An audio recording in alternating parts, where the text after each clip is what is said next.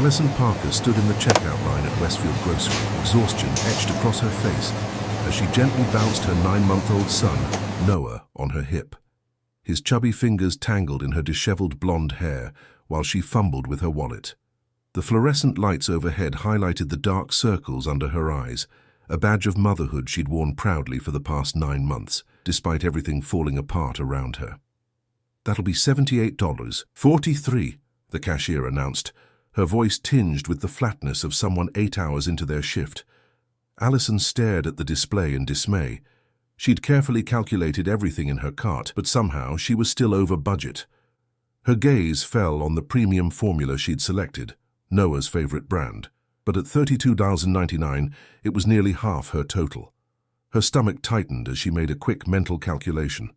"I'm sorry, I need to put this back," she said, separating the formula from her other groceries. "I'll just get the store brand instead next time." The words felt like stones in her throat. The store brand gave Noah terrible gas, but her bank account couldn't take another hit. "No problem, ma'am," the cashier replied mechanically, reaching for the canister. "Not today," came a deep voice from behind her. Alison turned to find herself face to face with a tall man in a perfectly tailored navy suit. His presence commanded attention, but it was his eyes that caught her off guard, warm brown and startlingly kind amid the sterile grocery environment. "I've got it," he said, pulling out a sleek leather wallet and handing a credit card to the cashier before Alison could protest. "The formula, too." "Sir, I can't accept," Alison began, but Noah chose that moment to let out a piercing wail, effectively ending her objection. "Consider it paid forward," the man said with a gentle smile. "I'm Jack, by the way, Jack Harrison." The name tickled something in Alison's memory, but with Noah screaming and a line forming behind them, she couldn't place it. "Thank you, but really you don't have to." "Already done," Jack replied as the cashier handed him back his card. "Besides, my mother would haunt me from beyond if I didn't help a mum in need." There was something disarmingly genuine about him that made Alison pause.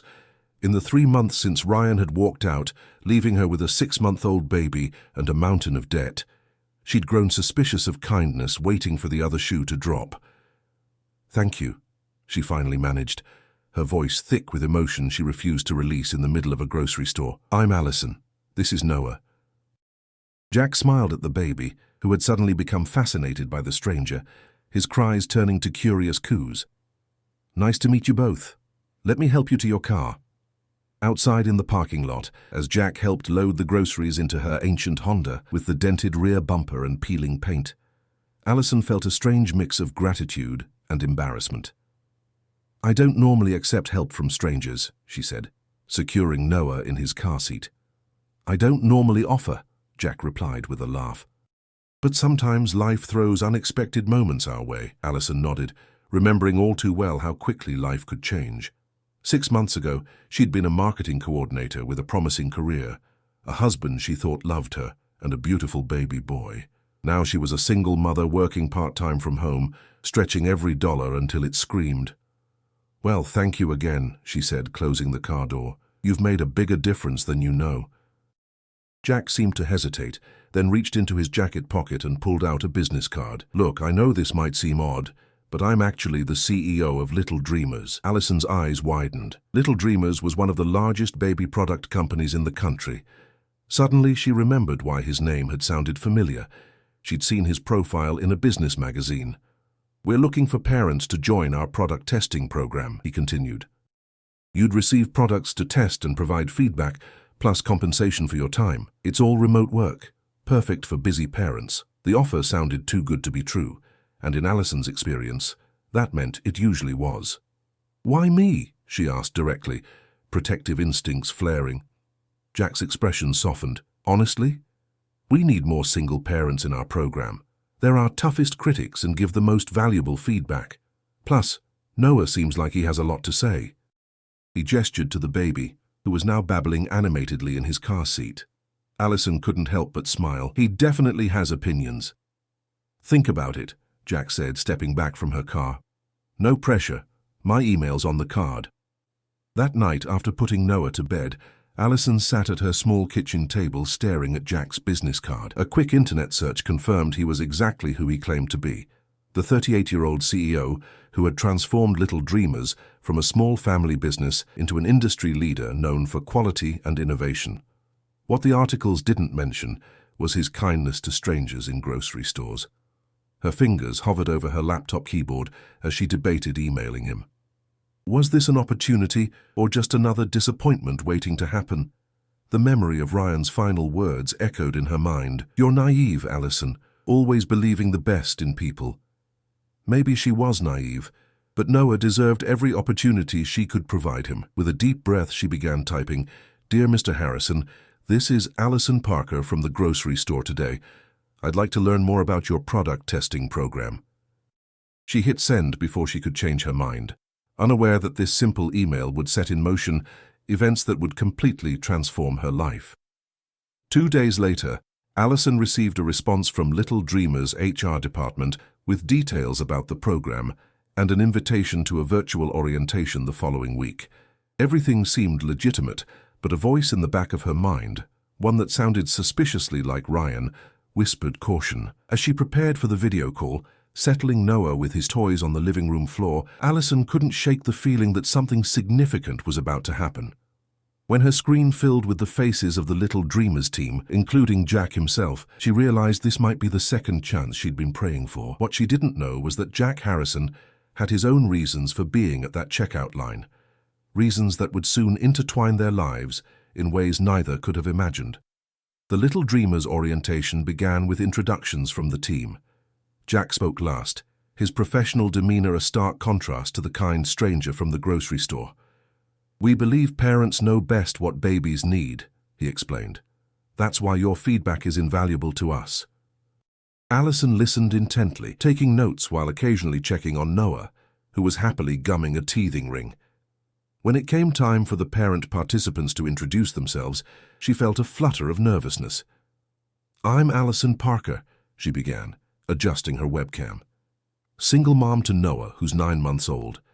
I was a marketing coordinator before becoming a mom. Now I'm freelancing and—" She hesitated, trying to figure things out. Jack's expression warmed when she appeared on screen. "Welcome, Allison. We're glad to have your perspective." The orientation continued with explanations of the testing process, confidentiality agreements, and compensation details. It was more professional and comprehensive than Allison had expected. By the end of the call, her skepticism had given way to cautious excitement. As the other participants signed off, Jack asked Allison to stay on the call. "How's Noah doing with that formula?" he asked once they were alone. "Much better, thank you," she replied, surprised he remembered. "That was a really difficult day." Jack nodded, his expression shifting subtly. "I recognized that look. My sister had it often enough when she was raising my nephew alone." He paused. "Allison, there's another reason I wanted to talk to you. Your marketing background caught my attention. We're actually looking to expand our parent focus group into a full advisory panel, and we need someone to coordinate it. It would be a contracted position with flexible hours. Would you be interested?" Allison's heart raced. A real job opportunity, with flexible hours, no less. Yes, I'd be very interested." "Great," Jack smiled. "Our HR director will contact you with details. And Allison, I have a good feeling about this." After they disconnected, Allison picked up Noah and spun him around the living room, his giggles filling the small apartment. "Things might be looking up, little man," she whispered against his soft hair. What she couldn't know was that across town, Jack Harrison sat in his office staring at her resume, a photograph on his desk showing him with a dark-haired woman holding a baby. His assistant's voice came through the intercom. "Mr. Harrison, your sister's on line 1. Jack picked up the phone. "Hey, Michelle, yes, I found her, Allison Parker. You were right, she's perfect for the position." He paused, listening. "No, she has no idea. And for now, that's how it needs to stay." 3 weeks into her contract with Little Dreamers, Allison was beginning to feel like her old self again. The advisory panel coordinator position played perfectly to her strengths, and the flexible hours meant she could work during Noah's naps or after he went to bed. The additional income had already eased her financial strain, allowing her to pay down some of the debt Ryan had left behind. Today, she sat cross-legged on her living room floor, surrounded by prototype baby products sent for her review, a spill-proof sippy cup with an innovative valve system, organic bamboo teething toys, and a baby carrier designed for comfort during extended wear. Noah crawled among them, immediately drawn to a colorful stacking toy. "That one's the winner, huh?" she said, snapping a photo of him gnawing on the rainbow rings. She typed notes into her laptop. Vibrant colors attract attention. Rings easy for small hands to grasp. Texture appealing for teething babies. Her phone chimed with an incoming video call from Jack. These weekly check-ins had become a highlight of her schedule, though she tried not to examine that fact too closely. "Hey there," Jack greeted when she answered. He was in his office, the city skyline visible through the window behind him. "How's our youngest product tester doing today?" "Currently taste testing the stacking rings," Allison replied, turning the camera toward Noah, who babbled happily at the familiar face on screen. "Excellent research technique," Jack laughed. "How about his research coordinator? How are you doing?" Allison turned the camera back to herself. "Honestly, better than I've been in months. This job has been... Well, I don't want to get sappy on you." "Sappy is acceptable on Fridays," Jack assured her with a warm smile. She tucked a strand of hair behind her ear, suddenly self-conscious. "It's given me purpose again. After Ryan left, I was just trying to survive each day. Now I'm actually building something." Jack's expression shifted at the mention of Ryan. "His loss," he said simply. "Listen, I'm calling because we have an opportunity I think you'd be perfect for. We're hosting a product showcase for investors next Friday at our headquarters. I'd like you to present the advisory panel findings." Allison's eyes widened. "Me? In person? Jack? I haven't done a presentation since before Noah was born. I'm not sure—" "You're exactly the right person," he interrupted gently. "Who better to speak about products for parents than an actual parent using them? The board needs to see the real impact of what we're doing." She bit her lip, calculating logistics. "I'd need to find childcare for Noah." "Bring him," Jack said immediately. "We have an on-site daycare for employees. He'll be right in the building if you need him." Allison hesitated, thinking of her limited professional wardrobe and how long it had been since she'd stepped into a corporate environment. As if reading her thoughts, Jack added, "The company will cover your transportation and any expenses. This is important, Allison. Your perspective is valuable." Something in his earnest expression dissolved her reluctance. "Okay," she agreed. "I'll do it." After the call ended, Allison sat staring at her reflection in the dark phone screen. The opportunity was exciting but terrifying. Presenting to investors meant stepping back into the professional world she'd reluctantly left behind. It also meant seeing Jack in person again, a prospect that sent an unexpected flutter through her stomach. She'd been careful to maintain professional boundaries in their interactions, even as their weekly calls sometimes drifted into personal territory. Jack had mentioned growing up in Chicago with his sister Michelle, who'd raised her son alone after her husband died in a car accident. Allison had shared stories of her small hometown in Virginia and her journey to the city chasing marketing dreams. There was an easy rapport between them that Allison found both comforting and concerning. Getting emotionally entangled with her boss, especially one who was a powerful CEO, seemed like the definition of poor judgment. The weekend passed in a flurry of preparation. Allison dusted off her old presentation skills, created compelling slides showcasing parent feedback, and tried on every item in her closet twice.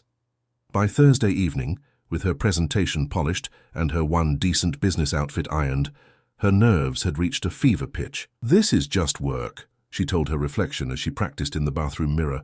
"You're a professional, act like one." Friday morning arrived with a persistent drizzle that matched Allison's jittery mood. The car service Jack had arranged arrived precisely on time, the driver helping load Noah's diaper bag and portable seat. The Little Dreamers headquarters was a modern glass building downtown, its lobby bright and welcoming despite the grey day outside. Jack met them personally, dressed impeccably in a charcoal suit that made his shoulders look even broader than Allison remembered. "Welcome to our humble abode," he said, his eyes crinkling at the corners when he smiled at Noah. "Someone's gotten bigger since I last saw him." "He grows overnight sometimes," Allison replied, trying to ignore the warmth that spread through her chest when Jack crouched down to Noah's level.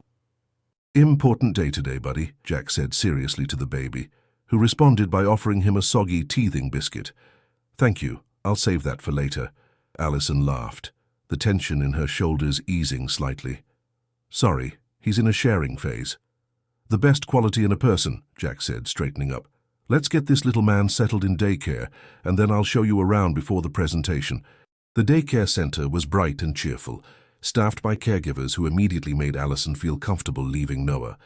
After reviewing his schedule and promising to check in before lunch, she followed Jack on a tour of the building. "This is where the magic happens," Jack explained as they walked through the product development floor. From concept to prototype to final product, Allison was genuinely impressed by the thoughtful workspace with its collaborative areas and quiet zones. Photos of babies and families decorated the walls, along with framed testimonials from parents. "You really practice what you preach about family-friendly policies," she observed. Jack nodded, his expression serious. "It's personal for me. My sister struggled so much when my nephew was little, finding childcare, managing sick days, juggling it all alone. I promised myself if I ever had the power to make things different for working parents, I would." As they approached a conference room, Jack suddenly stopped. "There's something else you should know before the presentation." His tone made Allison's stomach tighten with apprehension. "My sister Michelle will be there today." "Oh," Allison said, confused by his serious demeanor. "I'd love to meet her." Jack's gaze was intense. "Michelle is our chief financial officer. She's very protective of this company, and of me." Before Allison could process that information, the conference room door opened, and a striking woman with dark hair and Jack's same warm brown eyes stepped out. "Jack, the investors are arriving early and—" She stopped abruptly, her gaze settling on Allison with unexpected recognition. "You must be Allison Parker." "Yes," Allison confirmed, extending her hand. "It's nice to meet you." Michelle's handshake was firm, her scrutiny direct. "Likewise, Jack has told me all about you." Something in her tone suggested layers of meaning that Allison couldn't decipher. There was an intensity to Michelle's examination that went beyond professional interest, almost as if she were looking for something specific in Allison's face. "All good things, I hope," Allison joked weakly. "Very good things," Michelle confirmed, glancing at her brother with an unreadable expression. "I'm particularly interested in your presentation today. Your background is fascinating." Jack cleared his throat. "We should get ready. The investors will be here soon." As they entered the conference room, Allison couldn't shake the feeling that something significant had just happened, some undercurrent she wasn't privy to. The way Michelle had looked at her felt strangely personal, as if she already knew her somehow. The presentation itself went better than Allison could have hoped. Her natural enthusiasm for the products shone through as she shared insights from the parent advisory panel. The investors asked engaged questions, clearly impressed by the real-world testing approach. Throughout, Jack watched her with undisguised pride, while Michelle observed with calculating interest. When the meeting adjourned for lunch, Allison excused herself to check on Noah. In the elevator, she finally had a moment to breathe and reflect on the morning's success. As the doors were about to close, a hand shot out to stop them and Michelle stepped in. "You did well in there," she said as the elevator began its descent. "Very well." "Thank you," Allison replied, still trying to read the other woman's intentions. "I've always believed in Little Dreamers products, but seeing them through a parent's eyes has given me new appreciation." Michelle nodded, seeming to come to some decision. "My brother mentioned that your ex-husband left when your son was 6 months old." The abrupt statement caught Allison off guard. "Yes," she said cautiously, "it's been challenging." Michelle's expression softened almost imperceptibly. "My husband died when my son was 2.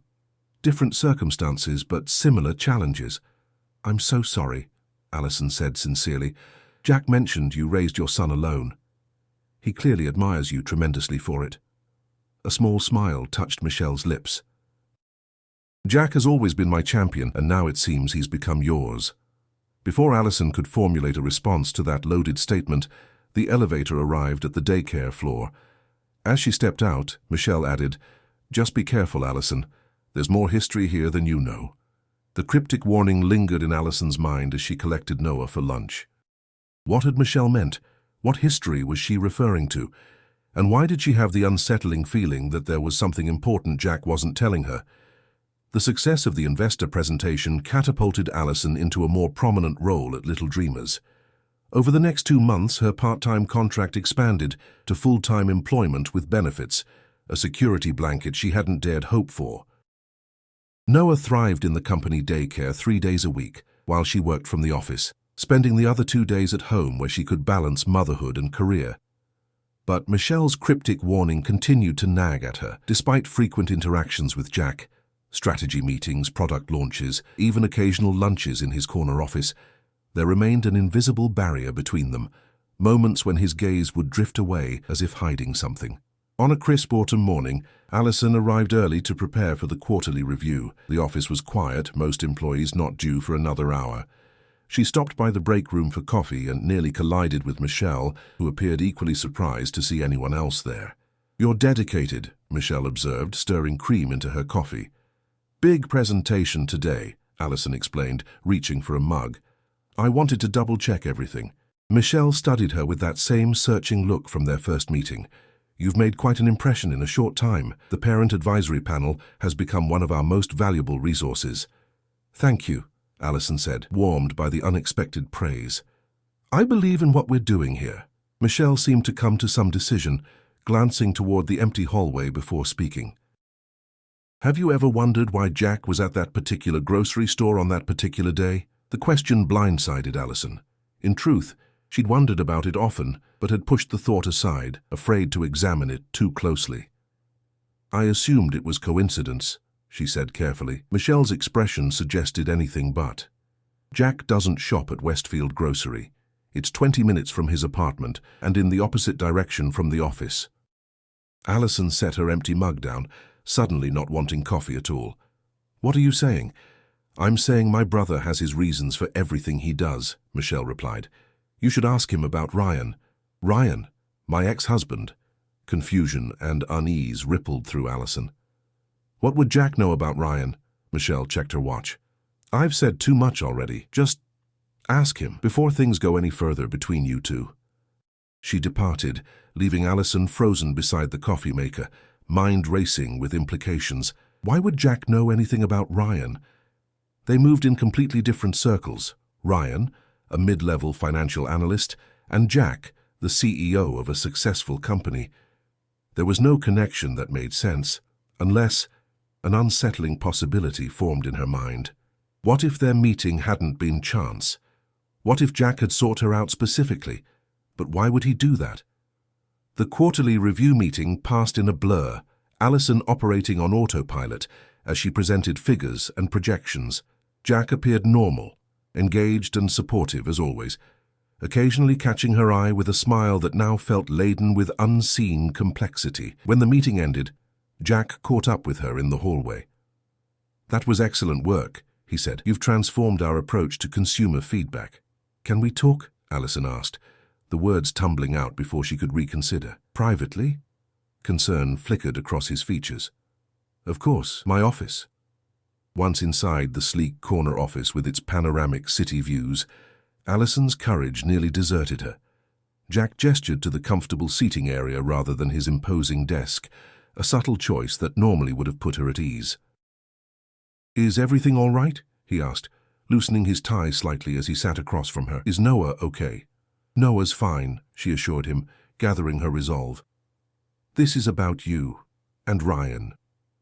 The slight stiffening of his shoulders told her Michelle's hint had substance behind it. "What about Ryan?" Jack asked, his voice carefully neutral.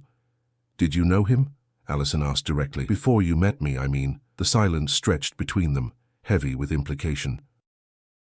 Finally, Jack leaned forward, clasping his hands between his knees. "Yes," he admitted. "I knew who Ryan was before I met you at the grocery store." The confirmation sent a chill through her. "How? Why?" Jack exhaled slowly. "Brookfield Financial Group is one of our largest investors. Ryan worked in their analysis department. About a year ago, he approached me privately with information." Alison's mind raced, trying to make sense of this connection. Ryan had never mentioned anything about Little Dreamers. "What kind of information?" she asked.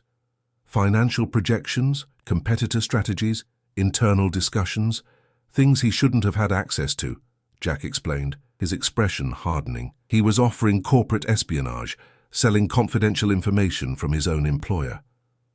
Alison felt as though the floor had dropped from beneath her. That's not possible. Ryan wouldn't." "He did," Jack said firmly. "I reported him to Brookfield's ethics committee immediately. There was an internal investigation, and he was terminated." This happened about 10 months ago. The timeline hit Allison like a physical blow. 10 months ago, when Ryan had claimed he was passed over for promotion unfairly, when his mood had darkened and he'd begun staying out late, claiming to network for new opportunities, when their marriage had started its rapid descent. "He never told me," she whispered. "He said he was leaving his job because of political games, that his boss had it out for him." "I'm sorry," Jack said, genuine regret in his voice. "I had no idea he was married at the time, much less that his wife was expecting a baby." Allison's thoughts whirled chaotically. "But that doesn't explain why you were at that grocery store, how you knew who I was." Jack's gaze dropped to his hands. "After you emailed me about the testing program, I recognized your last name. I did some checking and confirmed you were Ryan's ex-wife. I wanted to make amends, I suppose." "Amends?" Anger flared suddenly. "You felt guilty about getting my husband fired, so you threw me a job as charity." "No," Jack said firmly. "That's not how it happened." He stood, pacing to the window. "When Ryan was exposed, I thought that was the end of it. Then about 4 months ago, my sister Michelle received a threatening email from an anonymous account." "What kind of threat?" "The sender claimed I had fabricated evidence against Ryan Parker, destroyed his career out of personal vendetta, and ruined his family. They promised to return the favor by bringing down little dreamers." Jack turned back to face her. "At first we thought it was just Ryan lashing out, but then there were more messages, each containing private information about our upcoming products, my personal schedule, even Michelle's home address." Allison felt sick. "You think Ryan was stalking you?" "We weren't sure what to think. Our security team traced the emails to a public library near your apartment building. That's when I first saw you, dropping off books with Noah in a stroller." A pained expression crossed Jack's face. "You looked exhausted, struggling with the diaper bag and books. Nothing like the vindictive conspirator we'd imagined." The revelation that Jack had been watching her even briefly sent an uncomfortable shiver down Allison's spine. "So you decided to what? Investigate me? Get close to see if I was helping Ryan in some revenge plot?"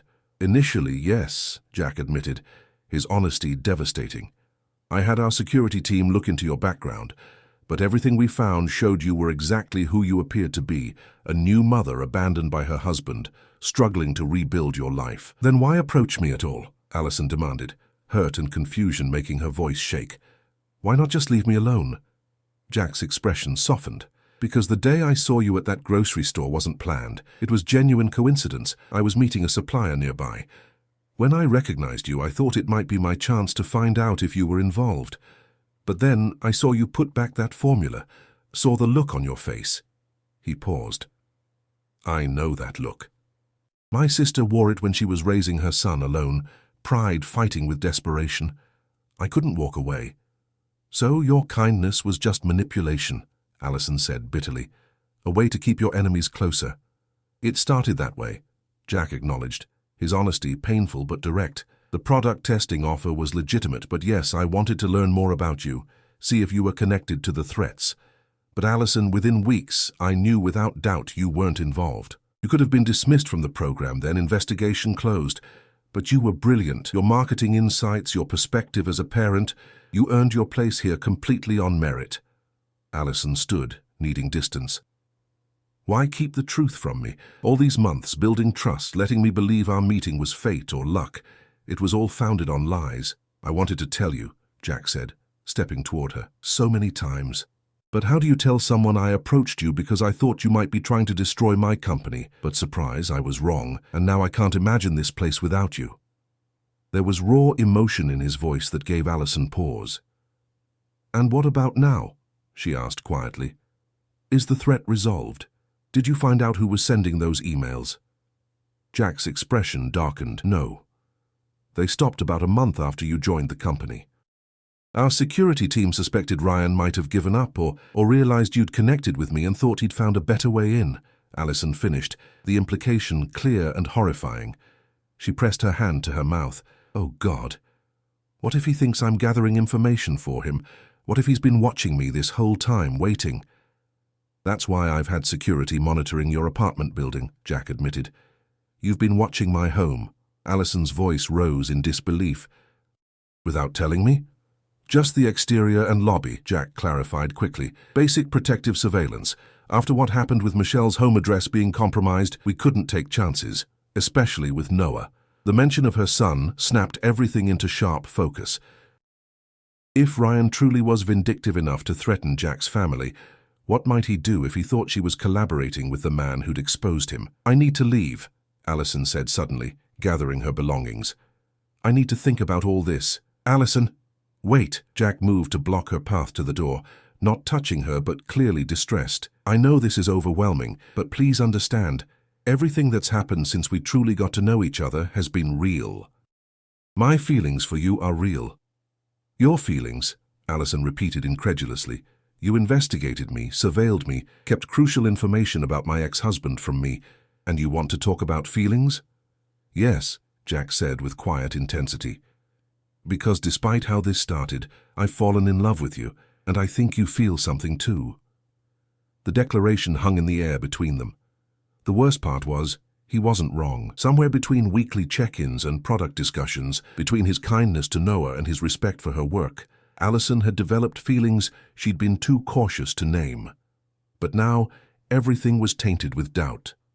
"I can't do this right now," she said, stepping around him. "I need to get Noah and go home. I need space." Jack didn't try to stop her. "I understand. But Allison, if Ryan is still out there, still angry, please be careful." The warning followed her all the way to the daycare center, where she collected a surprised Noah early and through the taxi ride home. By the time they reached their apartment, her mind had constructed a dozen different scenarios, each more unsettling than the last. As the elevator climbed to their floor, Allison hugged Noah closer. "It's okay, baby," she whispered into his downy hair. "Mommy's just being silly." But when the doors opened to her hallway, the sight that greeted her confirmed her worst fears weren't silly at all. Her apartment door stood slightly ajar, light spilling into the hallway. Someone was inside her home. Allison froze, clutching Noah tighter against her chest. Her heartbeat thundered in her ears as she stared at her partially open apartment door. She'd triple-checked the lock that morning. She always did. Fighting the urge to run, she backed into the elevator, frantically pressing the lobby button with her elbow while fishing her phone from her purse. As the doors closed, she dialed 911, reporting the break-in with a trembling voice. The operator advised her to remain in the lobby until police arrived. After ending the call, Allison's finger hovered over Jack's contact. Pride warred with practicality. Finally, she pressed call. "Allison," Jack answered immediately, concern evident. "I've been worried. Someone's in my apartment," she cut in, voice barely above a whisper as she paced the building lobby. "I've called the police, but I'm scared, Jack. What if it's Ryan? What if he's been watching me all along?" "I'm on my way," Jack replied without hesitation. "Stay in a public area. Don't go anywhere alone. I'll be there in 15 minutes. True to his word, Jack's car screeched to a halt outside the building just as two police cruisers arrived. He rushed to Allison's side, stopping short of embracing her but hovering protectively as they explained the situation to the officers. "Ma'am, we'll need you to wait here while we check the apartment," one officer said, his hand resting on his holstered weapon. The minutes crawled by agonizingly. Noah, picking up on the tension, began to fuss. Allison bounced him gently, murmuring reassurances she didn't feel. "Whatever happens," Jack said quietly, "you're not alone in this.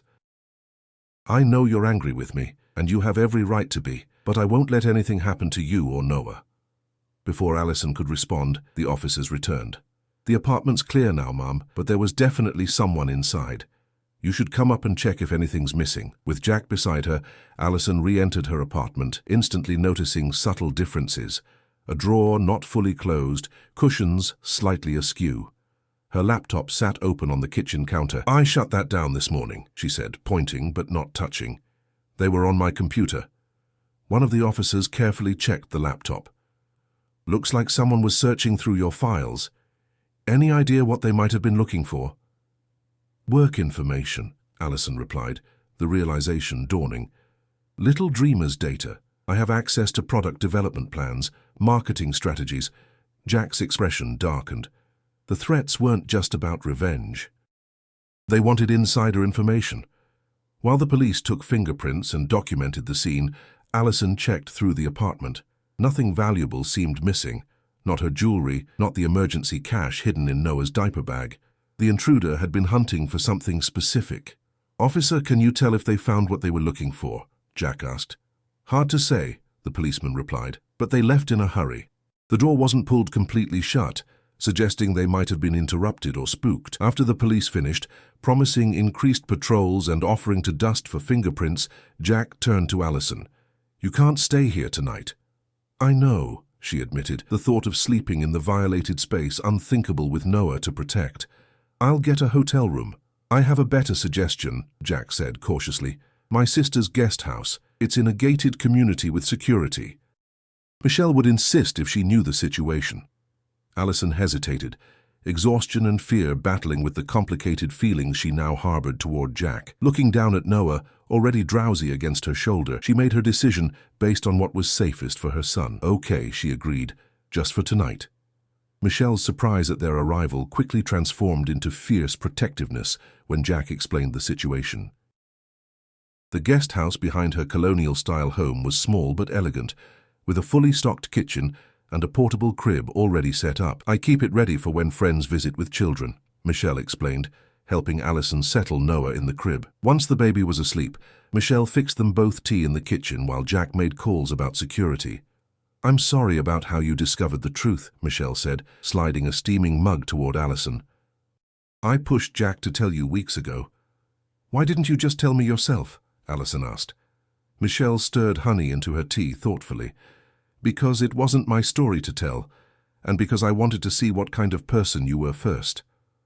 "And what did you decide?" A rare smile softened Michelle's features. "That you're nothing like your ex-husband, and that my brother isn't as subtle about his feelings as he thinks he is."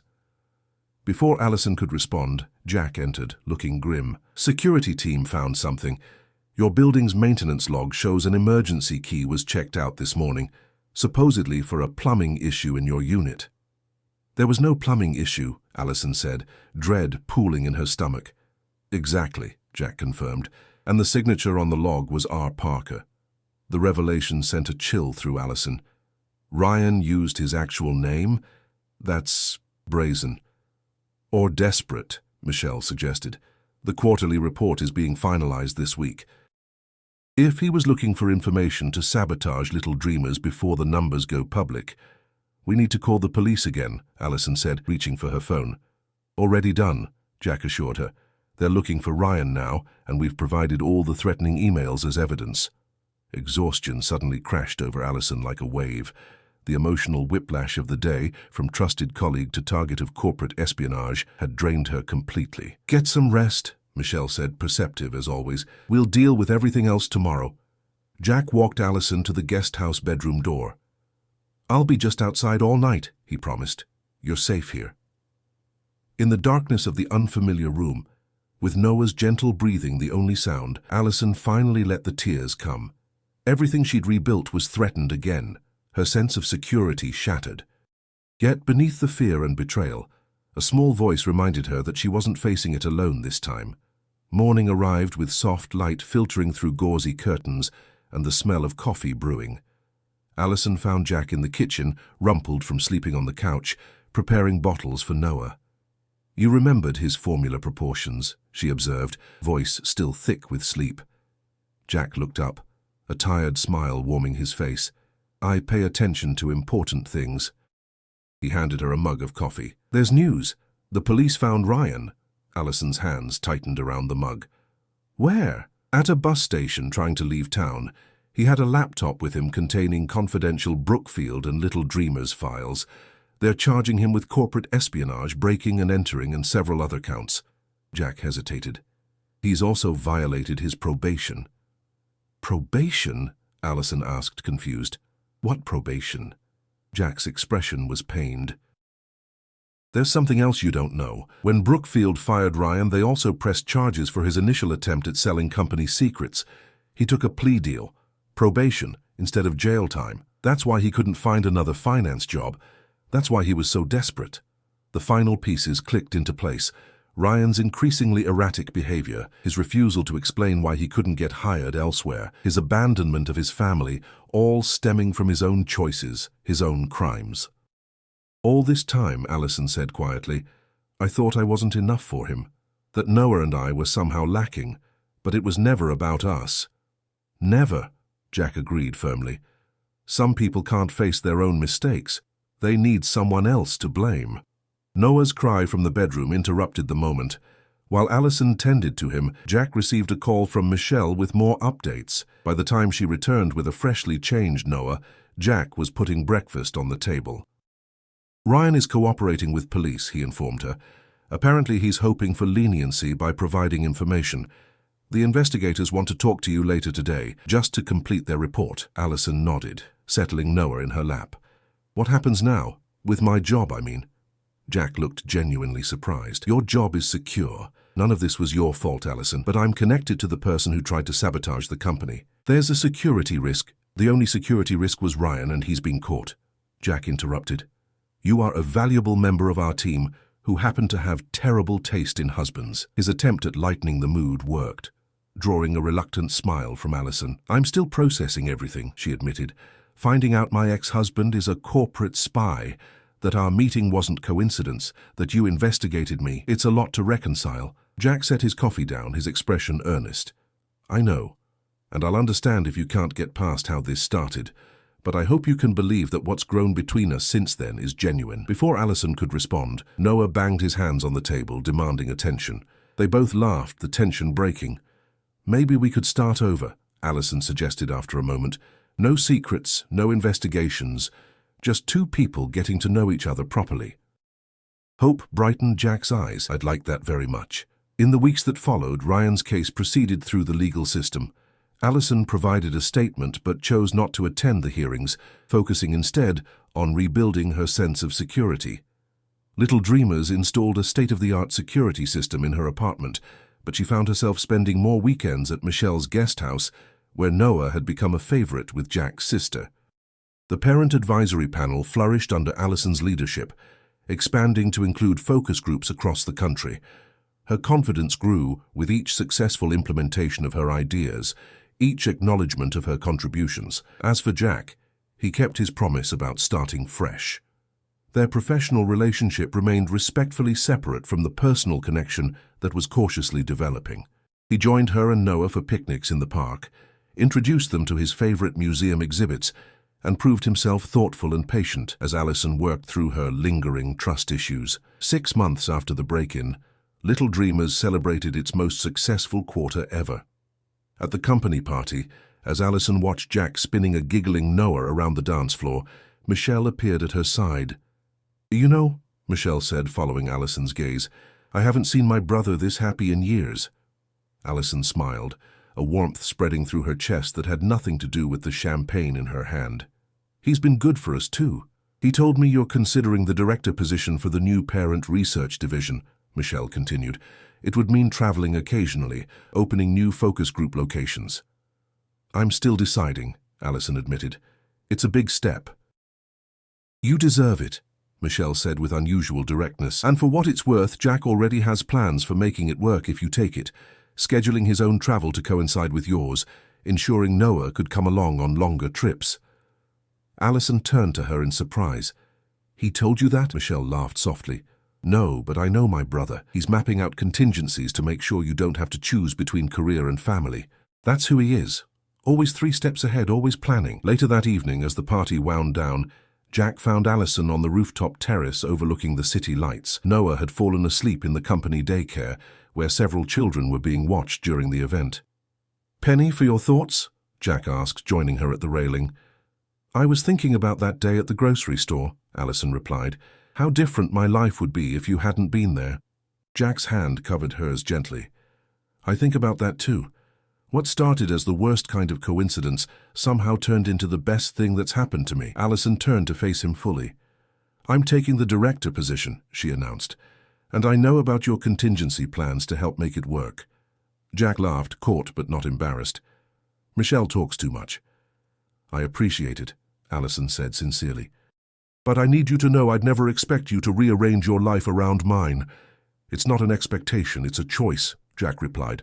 The same choice I made that day in the checkout line when I said, not today.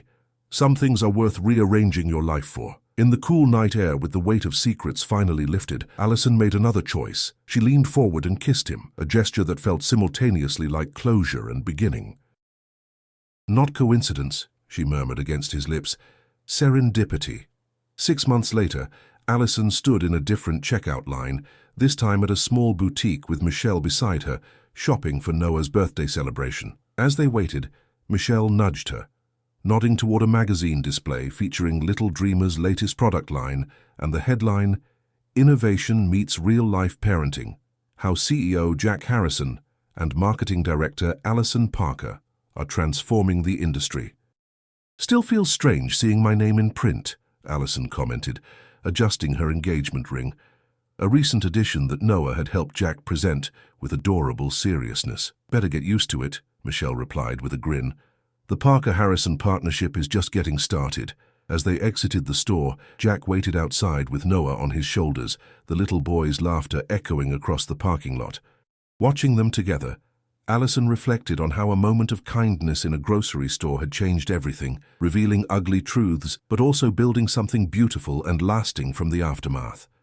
Not coincidence, not luck, but a choice made when someone saw her struggling and said, "Not today."